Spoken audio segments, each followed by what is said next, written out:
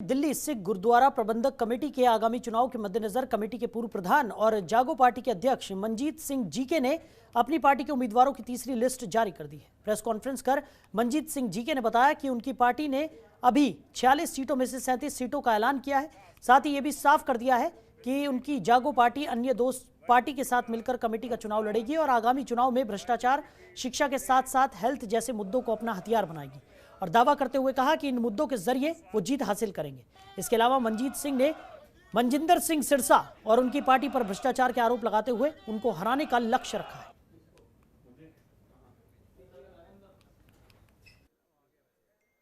Civil lines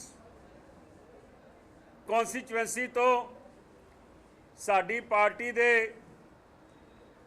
कर्मठ leader नेता जतिंदर सिंह सैली जी, मैं समझदा कि सैली साहब लंबे समय तो उस इलाके दे विच काम कर रहे ने और पार्टी ने उन्हां दे नां दा चयन करके फैसला किया है।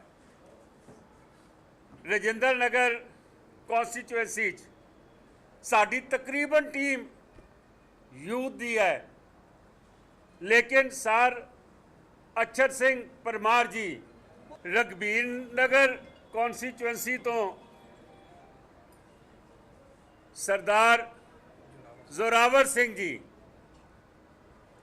असी रघबीर नगर कॉन्स्टिट्यूएंसी तो सर जोरावर सिंह होरां नूं दिती है। मैं जकारा छड़दा, प्रवानगी दिओ। बोले सो निहाल। तिलक विहार कॉन्स्टिट्यूएंसी तो सर बाबू सिंह दुखिया जी,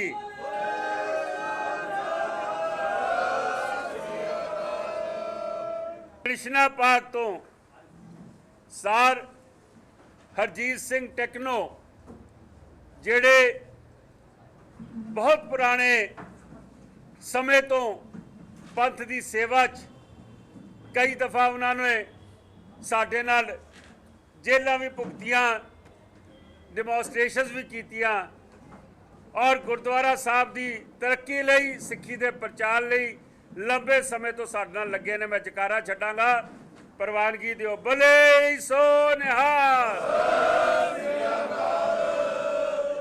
मैं समझता हूं कि हमारा मुकाबला दो पार्टियों से है। एक पार्टी वो जिसने गुरु ग्रंथ साहब को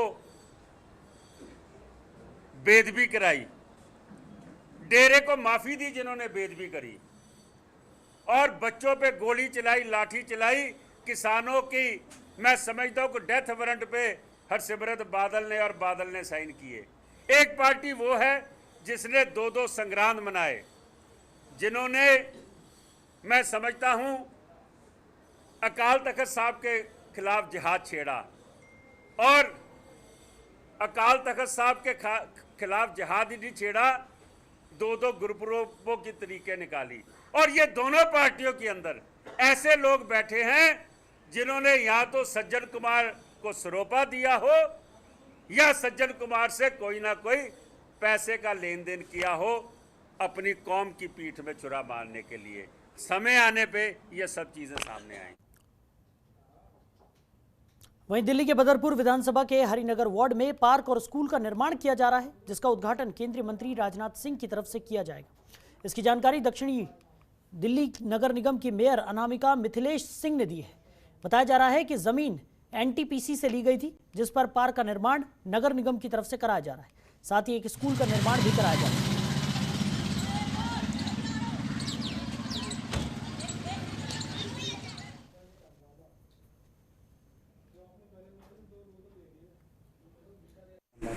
जी, हमारे यहाँ के ब्लॉक है हरिनगर में, के 100 है और यहीं पर हमारा पार्क बन रहा है, जो एन ब्लॉक और के ब्लॉक के बीच में ये हमारा पार्क है और ये स्कूल है।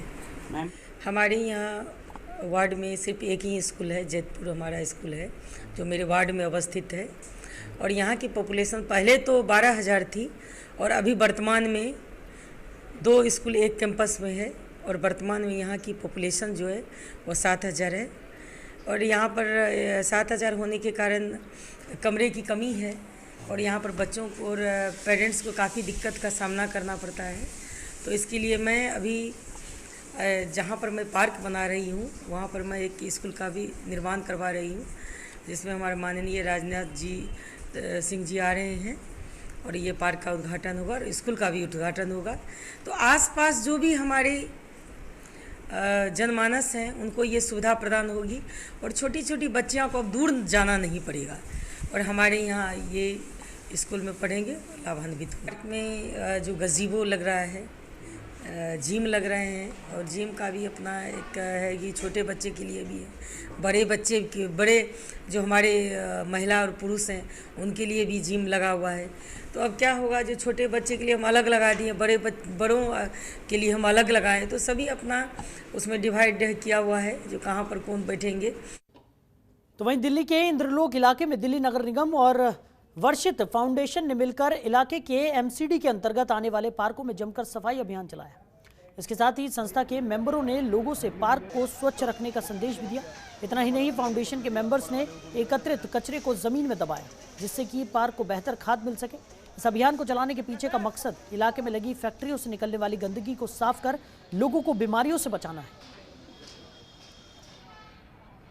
देखिए, अभी 2 हफ्ते पहले हमने ये सफाई अभियान विकसित फाउंडेशन की मदद से गुप्ता कॉम्प्लेक्स के सामने वाले पार्क में किया। आज पुनः ये 50 से 60 वॉलंटियर्स की टीम जो कि विकसित फाउंडेशन से बिलोंग करती है हमारे बीच में आई है और आज ये हम लोग शहजादा बाग फेज़ 1 में बत्तख वाला पार्क हम लोग इसको कहते हैं, इसकी सफाई का जिम्मा इस टीम ने उठाया है और हम लोग मिलकर इस पार्क को साफ करने की मुहिम में जुटे हुए हैं। ये कितने पार्क में आपका अभियान चलेगा यहाँ पर? देखिए, हमारी कोशिश ये रहती है कि रूटीन में हम लोग पार्कों की सफाई करते रहें, लेकिन स्टाफ कम होने के कारण और उचित साधन ना मिलने के कारण ये नहीं हो पाता। मगर विकसित फाउंडेशन की मदद से आज 15 दिन के बाद हम लोग पुनः ये काम कर पा रहे हैं और मैं विकसित फाउंडेशन से भी यही आग्रह करती हूँ कि अपनी सर्विसेज हमें ज़्यादा से ज़्यादा दें, जिससे कि ज़्यादा से ज़्यादा काम हम लोग इस क्षेत्र में कर पाएंगे। तो हमारा सिंपल सा ये मोटिव है, जब आप किसी बाहरी कंट्री में जाते हो तो वहाँ के देश की स्वच्छता देख के हम लोग बहुत इंप्रेस होते हैं कि देखो कितना बाहर इतना स्वच्छ है, सिंगापुर कितना साफ़ है, अमेरिका कितना साफ़ है। लेकिन जब हम इंडिया में ही आते हैं तो हम अपने कंट्री की बुराई करते हैं, हम उसमें हेल्प नहीं करते कि हम उसको साफ़ करेंगे। हम लोग बस एक गवर्नमेंट के ऊपर एक रिस्पॉन्सिबिलिटी थापते हैं कि सर आपने साफ़ नहीं किया, एमएलए की जिम्मेदारी है, काउंसिलर की जिम्मेदारी है। हम अपनी जिम्मेदारी नहीं समझते, हम अपना दायित्व नहीं समझते। तो हम लोग की ये मुहिम है कि लोगों को ये जगाया जाए कि पार्क की जिम्मेदारी आप लोग की भी है, अपने घर की जिम्मेदारी आप लोग की भी। अपने घर अगर आप साफ़ रखते हो तो अपने घर के दूसरे एरिया को भी आप साफ़ रखिए, ये पूरा देश आपका ही है। वहीं वजीराबाद रोड स्थित मंडोली फ्लाईओवर पर स्पीड से उतरने वाले वाहन और वाहनों के बीच से निकलती स्थानीय जनता जान हथेली पर लेकर रेलिंग के बीच सड़क पार करती है। बताते चले कि स्थानीय जनता वाहनों के बीचों बीच निकलकर टूटी हुई रेलिंग के सहारे सड़क पार करती है। इस बारे में स्थानीय लोगों ने क्षेत्रीय सांसद मनोज तिवारी पर आरोप लगाते हुए कहा कि मनोज तिवारी ने सांसद बनते समय तो जनता से वादा किया था कि फ्लाईओवर के पास स्थानीय जनता के लिए फुटओवर ब्रिज बनवा देंगे, लेकिन अभी तक कोई फुटओवर ब्रिज नहीं बना है और आए दिन सड़क को पार करते समय लोग हादसों का शिकार हो जाते हैं। इतना ही नहीं, इसी सड़क के पास ऑटो रिक्शा वालों का जमावड़ा लगा रहता है, जिसके चलते जाम की समस्या भी बनी रहती है। वहीं लोगों ने बताया कि फुटओवर ब्रिज बनाने के लिए हमने क्षेत्रीय विधायक और क्षेत्रीय सांसद से भी कई बार मांग की है, लेकिन समस्या का कोई समाधान नहीं हुआ। वहीं एक बार फिर से स्थानीय जनता के नेता गणों से जल्द इस सड़क पर फुटओवर ब्रिज बनाने का अनुरोध करती हुई नजर आई।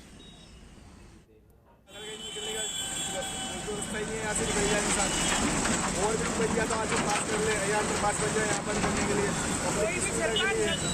सुविधा होगी तो पब्लिक आराम से मिल जाएगी। यहाँ से आए थे, यहाँ कहाँ होते रहते हैं, कई बार मोड़ हो चुके हैं पब्लिक के यहाँ पर। मैम ब्रिज की दिक्कत है, मैम ये बात है बाकी रोड को ये तो लाइट तो अभी लगेगा, फिलहाल में ज़्यादा नहीं हुए लाइट लगी, लाइट तो लगी हुई है। गाड़ी वाले रोकते नहीं है ना, यहाँ ट्रैफिक वाला कोई। अच्छा, यदि बात करी जाए सांसद इन्हें यहाँ पे एक फुटओवर ब्रिज बनाने की बात कही थी, क्या हुआ उसका? ब्रिज अभी तक बना नहीं, 2 बार एप्लीकेशन लगा ली, ब्रिज नहीं बनाया। कितनी परेशानी होती है? वहीं बुराड़ी एरिया में तकिया चौक के पास टाटा पावर के खुले तारों में करंट लगकर आए दिन मोरों की मौत हो रही है। वहीं मोरों की मौत की खबर स्थानीय लोगों ने प्रशासन को भी दी, लेकिन उसके बावजूद भी अब तक प्रशासन ने कोई एक्शन नहीं लिया और इस मामले में संबंधित डिपार्टमेंट के खिलाफ भी कोई एफआईआर दर्ज नहीं की गई है। वहीं अब क्षेत्र के लोगों ने दिल्ली सरकार और फॉरेस्ट डिपार्टमेंट को भी पत्र लिखा है, लेकिन अब तक सरकार की तरफ से कोई कार्रवाई नहीं की गई है। लोगों की मांग है कि दिल्ली पुलिस संबंधित विभाग के खिलाफ FIR दर्ज कर दे ताकि विभाग इन पक्षियों की रक्षा करने के लिए आगे बढ़े। अगर विभाग उन तारों के ऊपर कोई प्लास्टिक की तार या कोई दूसरी व्यवस्था कर देगा तो इन राष्ट्रीय पक्षियों को करंट लगने से बचाया जा सकता है। भाई साहब आए दिन ही ये कांड होते रहते हैं हाथ से। यहाँ ये तार है, ओपन लाइन है, सिर्फ 10 खंभों में लाइन है ओपन, जिसमें आए दिन ये घटना होती रहती हैं। यहाँ बैठते हैं हम और तारों में लग जाते हैं। 11,000 वोल्ट है, हल्का सा करंट लगते ही नीचे आ पड़ते हैं। और ये 2 तो कंप्लेंट हमारी ऐसी हैं जो हमने ये पुलिस को FIR करी है इनकी। देखिए, हर वर्ष यहाँ पे 100 से ज़्यादा मोर जो है मृत्यु हो जाती है करंट लगने से। जो TPTDL की जो रंगी तारें हैं उनकी वजह से उनकी मृत्यु होती है।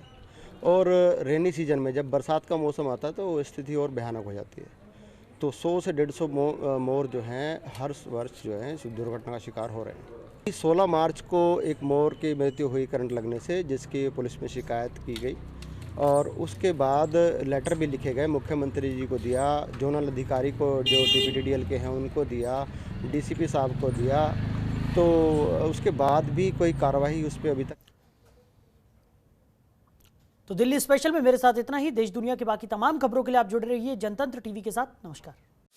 खबरों के निष्पक्ष विश्लेषण के लिए सब्सक्राइब करें Janatantra TV and press the bell icon. Never miss any update.